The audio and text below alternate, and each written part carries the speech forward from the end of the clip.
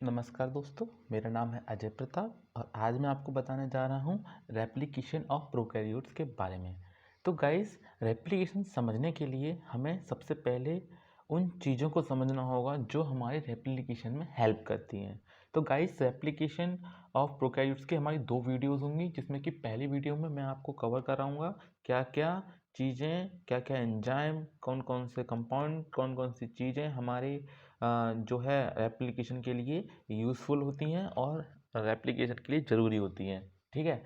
तो और फिर आपके लिए रेप्लिकेशन समझना एकदम चुटकी बजाने जैसा हो जाएगा, क्योंकि उससे क्या होगा कि आपको सारी चीज़ें पता होंगी, किसका क्या फ़ंक्शन होता है, किसका क्या होता है, कैसे कौन-सा रेप्लिकेशन में हेल्प करता है, कौन-सा रेप्लिकेशन फॉर्क को दूर रखने में हेल्प करता है, इस तरह से सेगमेंट्स को दूर करने में हेल्प करता है। तो सब कुछ आपको पहले से समझ में आएगा, क्या एंडोन्यूक्लियस होता है, क्या एक्सोन्यूक्लियस होता है। तो वो सारी चीज़ें मैं पहले एक वीडियो में उन्हीं चीज़ों को डिफाइन करूँगा और उसके बाद जो हमारी नेक्स्ट वीडियो होगी उसमें मैं जल्दी से पूरा सा रेप्लिकेशन का डायग्रामेटिकली समझा दूंगा। तो गाइस, शुरू करते हैं। सबसे पहले जहाँ से रेप्लिकेशन स्टार्ट होता है, रेप्लिकेशन की बात आती है, वो होती है ओरी। इसे हम कहते हैं ओरिजिन ऑफ रेप्लिकेशन। तो ओरिजिन ऑफ रेप्लिकेशन होता क्या है? असल में ये एक कुछ नहीं है, एक साइट होती है रेप्लिकेशन फॉर रेप्लिकेशन यहाँ से स्टार्ट होता है एक डीएनए सीक्वेंस में। तो हम कह सकते हैं कि it is a site, it is a particular site, क्योंकि इसमें कुछ स्पेसिफिक चीज़ होती है वो मैं बताऊंगा। It's a particular site in DNA sequence, in DNA sequence eight which replication start, जहाँ की रेप्लिकेशन स्टार्ट होता है। होता क्या है कि कैसे स्टार्ट हो जाता है अचानक से? असल में यहाँ पे क्या होता है कि बहुत सारे एटी सीक्वेंस होते हैं, एडेनिन थाइमिन सीक्वेंस होते हैं बहुत सारे। और जैसा कि आप जानते हैं, ए और टी के बीच में 2 डबल बॉन्ड होते हैं, 2 हाइड्रोजन बॉन्ड होते हैं, और गुआनिन और साइटोसिन के बीच में 3 हाइड्रोजन बॉन्ड होते हैं। तो जब 2 हाइड्रोजन बॉन्ड ने वो कमजोर होंगे, जो 3 हाइड्रोजन बॉन्ड ने वो ज़्यादा मजबूत होंगे। तो क्या होता है कि जो एटी के बीच में 2 हाइड्रोजन बॉन्ड है, उन्हें तोड़ना आसान होता है, इसलिए वहाँ पे रेप्लिकेशन होने के चांसेस ज़्यादा होते हैं, since it has 2 hydrogen bond. आपको समझ में आ गया होगा क्यों यहीं पे क्यों होता है एप्लीकेशन, क्योंकि यहाँ तोड़ना आसान होता है। अब हम बात करने जा रहे हैं दूसरी इंपॉर्टेंट चीज़, जो है हमारी मतलब डीएनए प्रोटीन रेप्लिकेशन। ठीक है?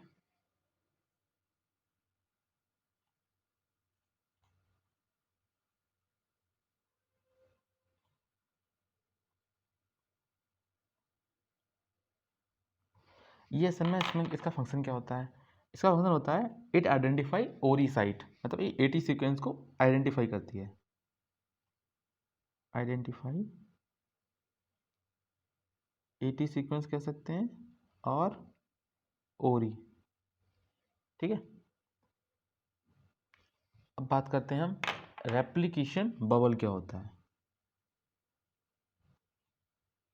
Replication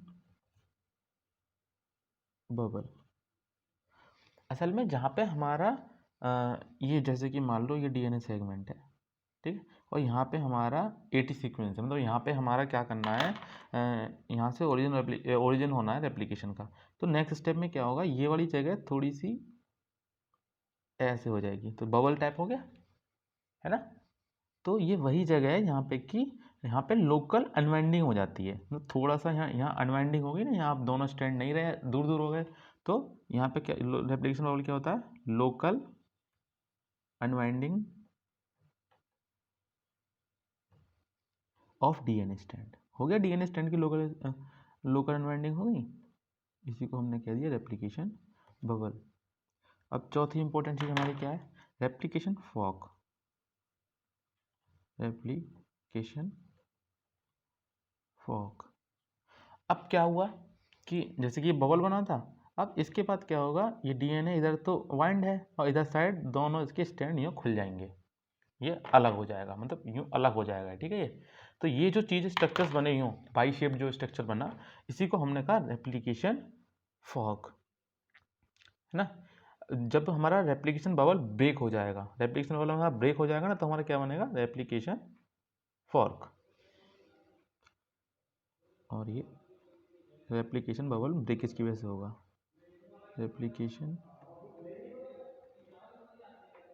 bubble breakage. समझ में आ गया होगा आपको कैसे कैसे चीज़ें हो रही हैं, ठीक है। अब हम बात करते हैं हेलिकेज की। अब हेलिकेज क्या होता है कि अब आप सोच के देखिए, ये डीएनए ऐसे ऐंठा हुआ होता है एक दूसरे के ऊपर, जब ये चीज़ें ये खुल रही हैं, ठीक है, तो इसकी जो ऐंठन होगी रस्सी की वो बढ़ जाएगी ना। आप खोल के देखिएगा कोई रस्सी हो और उसकी दो दो धागे हों उसमें, उसको एक तरफ से खोल के ऐसे खींच के देखिएगा, तो जो पीछे का जो हिस्सा होगा वो उसमें ऐंठन जो होगी काफ़ी ज़्यादा बढ़ जाएगी। तो उसी को हमने उसको कह देंगे सुपर कॉइलिंग, ठीक है। तो उसको मतलब करना क्या होता है कि जो हमारा हेलिकेज होता है, हमारा पांचवा जो इंटीग्रेंट है वो है हमारा हेलिकेज। आपको अगर ये चीज़ समझ में आ जाएंगी ना, कौन सा क्या चीज़ कर रहा है, क्या फंक्शन है किसी का, तो आपको रेप्लिकेशन समझना इतना बहुत ज़्यादा आसान हो जाएगा।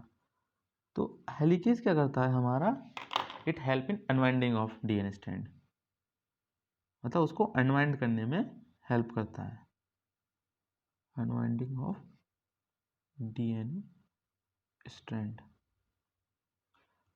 अब सिक्स्थ हमारा इंटीग्रेंट क्या है, वो है हमारा टोपो isomerase 1 and 3, Toppo isomerase 1 and 3। तो ये क्या करता है, जो हमारी ऐंठन प्रोड्यूस हुई थी रेप्लिकेशन फॉर्क के खुलने की वजह से, तो उस ऐंठन को ये दूर करता है, तो रिमूव्स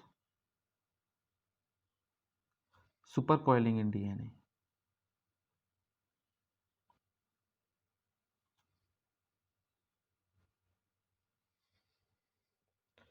और इसके दो मोर फंक्शन होते हैं हमारे, जो कि ये मतलब परफॉर्म करता है। तो टू इम्पोर्टेंट फंक्शंस इसके कौन कौन से हैं जो हमारा ये परफॉर्म करता है। एक तो इसकी न्यूक्लियस एक्टिविटी होती है, न्यूक्लियस एज लग रहा है तो समझ पा रहे होंगे, न्यूक्लियस को न्यूक्लियर मतलब डीएनए को तोड़ता है, न्यूक्लियस एक्टिविटी। और दूसरी जो होती है इसकी लाइगेज एक्टिविटी होती है, मतलब टूटे हुए सेगमेंट्स को जोड़ता भी है, लाइगेज में जोड़ना, लाइगेज एक्टिविटी। सेवन इंपॉर्टेंट चीज़ क्या है, वो है हमारी single standard DNA binding protein, SSB कहते हैं इसे, single standard DNA binding protein. ये क्या करता है कि जो हमारा डीएनए था, ठीक है, वो हमारा ऐसे करके खुल गया, तो ये SSB जो है वो हमारा यहाँ आके बैठ जाता है इन दोनों के बीच में। जब इन दोनों के बीच में आके बैठ गया तो क्या करता है, ये दोनों स्ट्रैंड को दूर रखे रहता है, इनको मिलने नहीं देता। तो it keep both strand apart, दोनों स्ट्रैंड दूर रखता है। अब बात करते हैं सेमी कंजर्वेटिव डीएनए क्या होती है, ये एक टॉपिक है छोटा सा, सेमी कंजर्वेटिव डीएनए। असल में सेमी कंजर्वेटिव डीएनए का जो कॉन्सेप्ट था वो दिया गया था मजेल्सन एंड स्टैल, मजेल्सन एंड स्टैहल इन 1957। तो उन्होंने क्या किया था कि जो हमारा न्यूली फॉर्म डीएनए होता है वो हमारा उसमें दो स्ट्रैंड होते हैं, ठीक है, न्यूली फॉर्म डीएनए दो स्ट्रैंड होंगे। तो जो दो स्ट्रैंड होंगे उनमें से एक स्ट्रैंड तो हमारा पेरेंट डीएनए का होगा पूरा का पूरा, और दूसरा स्ट्रैंड हमारा न्यूली सिंथेसाइज होगा, न्यूली सिंथेसाइज्ड। तो इसी को उन्होंने कहा था सेमी कंजर्वेटिव, है ना, आधा नया है आधा पुराना है। अब बात करते हैं हम न्यूक्लियस की। न्यूक्लियस में होते क्या है? न्यूक्लियस वो होते हैं जो जेनेटिक मटेरियल को डिग्रेड करते हैं। Enzymes that degrade genetic material, enzymes that degrade genetic material.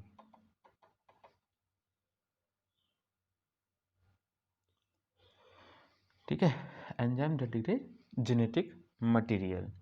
अब होगा क्या कि जो हमारा ये दो तरीके के होते हैं, ठीक है। एक होते हैं हमारे एंडोन्यूक्लियस, एंडोन्यूक्लियस।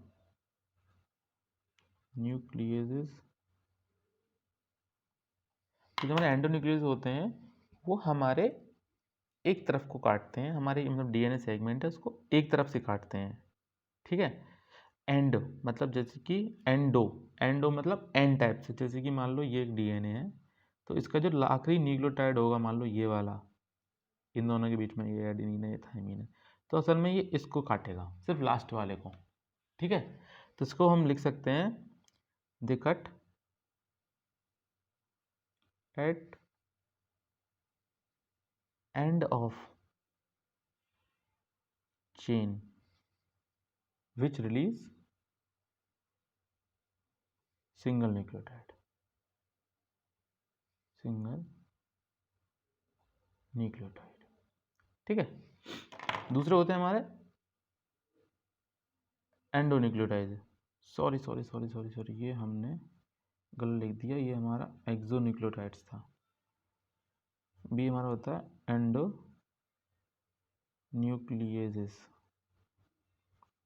तो जो हमारे एंडोन्यूक्लियस थे वो विद इन द चेन काटते हैं, ठीक है।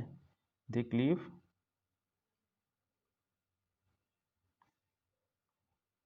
With in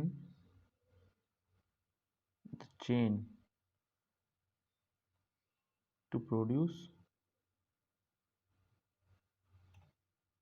single stranded nicks. अभी कैसे करता है बताता हूँ आपको। जैसे कि मान लो ये एक डीएनए का सेगमेंट था, ठीक है। तो उसमें क्या करेगा, जैसे कि मान लो GAATTC,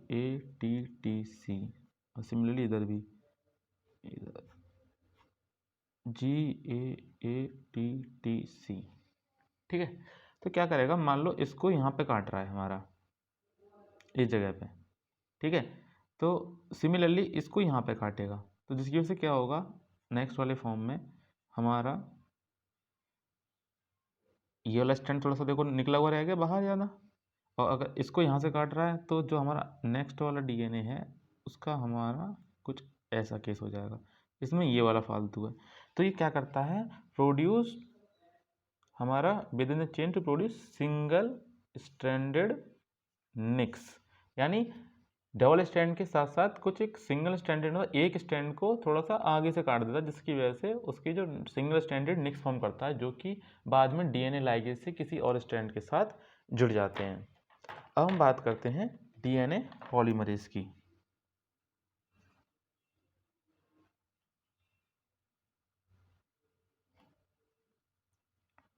जो हमारा डीएनए पॉलीमरेज होता है ये 5' to 3' पॉलीमरेज एक्टिविटी करता है, 5' to 3' पॉलीमरेज एक्टिविटी।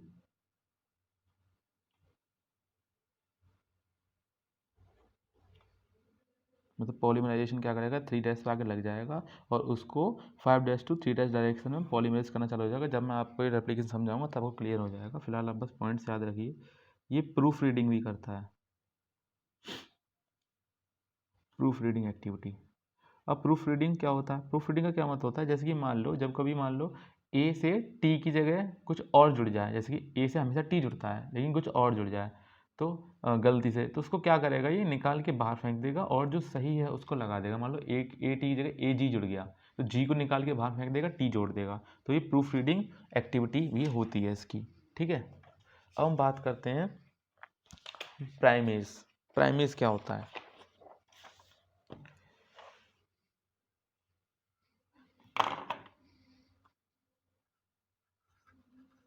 प्राइमेज तो जो हमारा प्राइमेज है वो एक स्पेसिफिक आरएनए पॉलीमरेज है जो इसके पास की कैपेसिटी होती है हमारे आरएनए प्राइमर को सिंथेसाइज करने की। It has capacity to synthesize RNA primer. ठीक है, अब बात करते हैं आरएनए प्राइमर क्या होता है। आरएनए प्राइमर क्या होता है? तो जो हमारा आरएनए प्राइमर होता है ना वो एक ट्रेंच होता है 15 to 50 न्यूक्लियोटाइड्स का। It's a trench of 15 to 50 nucleotide. ठीक है, अब हम बात करते हैं डीएनए पॉलीमरेज 3। बहुत ज़्यादा इंपॉर्टेंट चीज़ है डीएनए पॉलीमरेज 3।